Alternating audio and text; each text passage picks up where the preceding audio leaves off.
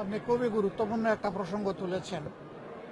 আল্লাহ তাআলা যদি আমাদেরকে এই দেশ জাতির খেদমত করার সুযোগ এনে দেন, তাহলে আমরা এই বিষয়গুলো শিক্ষার সিলেবাসে ঢুকাবো ইনশাআল্লাহ। এটা যেন আমাদের শিক্ষার অংশ হয়, কারণ মানুষের জীবনের সেফটিটা আমাদের কাছে সবার ঊর্ধ্বে। মানুষের নিরাপত্তাই যদি না থাকে তো জৌলস থেকে কি হবে ভাই?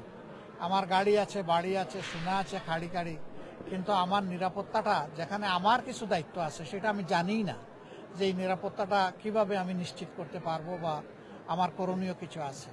আমরা এই বিষয়গুলোকে শিক্ষার সিলেবাসেই ঢুকাবো, এটা হলো প্রথম কথা। দ্বিতীয় কথা হলো, এখন তো আর সবাই স্কুলে ভর্তি হয়ে লেখাপড়া করবে না, অনেকে তো বয়স হয়ে গেছে।